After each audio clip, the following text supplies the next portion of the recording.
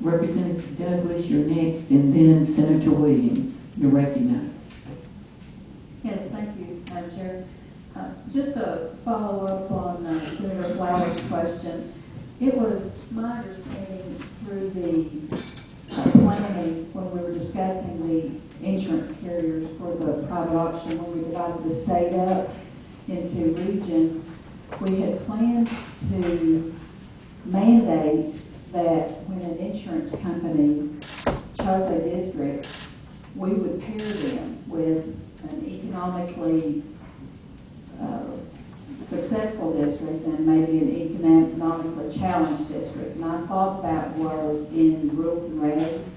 No, that's really we negotiated with the companies. We played, everybody wanted Central Arkansas, everybody wanted West Arkansas, where heavy concentration. So we would ask them to take other areas. Yes, but I remember us when we were talking about the insurance and the private auction, that we knew that would be a problem and that we were going to anticipate that, and I remember that being written in somewhere that we would make sure that when the insurance companies came into the state, we would say, if you take an economically stable district, you're going to pair that with an economically challenged district so that we could get coverage, for everybody, and it would be parity statewide. I remember that in the discussion. I think I probably discussed that concept with the committee, but as far as being a mandate, right? There's no legislative mandate, nor is there a regulation by our office. We were just trying to get companies to give us a shot the first year and to come in, and they were fairly cooperative, but they, just like the Ambetter, had not even been in the state ever. Right. And so they wanted to take baby steps on the front end. But the good news is they're going to go across the state, and it'll give Senator Flowers district and other areas south. They'll have another choice.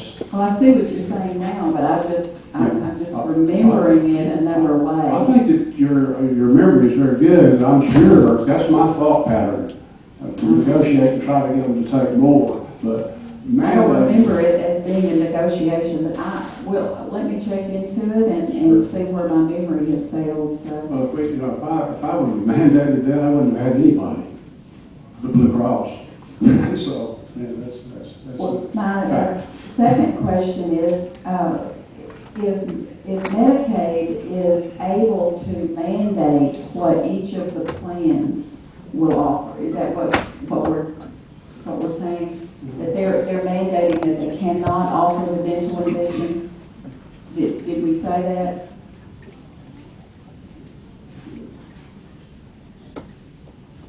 Within the waiver process for Medicaid, they basically had to put out their actuarial evaluation of how this would work. And I'll give kind of a broad overview and wait on the front end that it's probably better that Medicaid answer this question. But part of that waiver, they had to put that in there in order that it be budget neutral in the end of that. So based on that information within the waiver is going to depend what they're able to use their purchasing power for. Now the benefits within the policy, they're not being determined by Medicaid. Those benefits are being determined based upon what is required under the ACA and how the essential health benefits are provided. So if a company wanted to provide dental or vision, it would not be paid for through the federal office. Right. So they have better plans right now that has adult vision, hardware, and dental.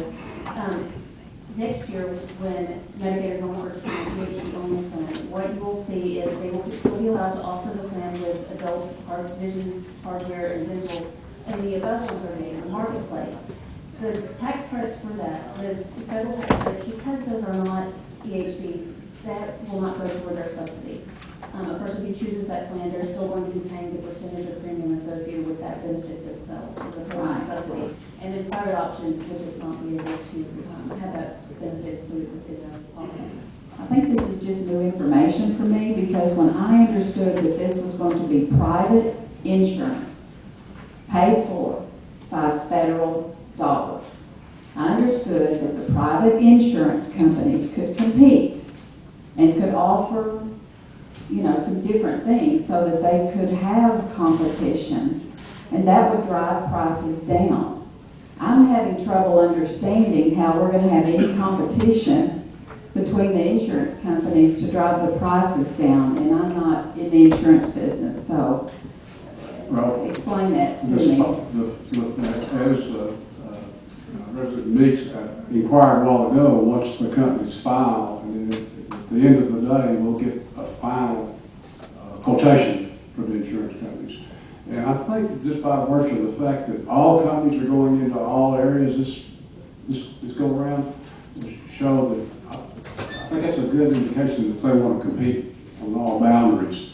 So hopefully that'll reflect itself on the bottom line as far as their quotations and what they're going to charge.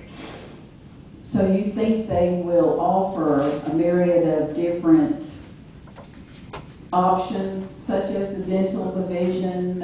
On the policies with the essential benefits on it, everybody will be offering on the same contract, but they'll develop their cost. The companies will develop what they're willing to take for the risk, so to speak. And so, but the people will have to pay for that out of pocket.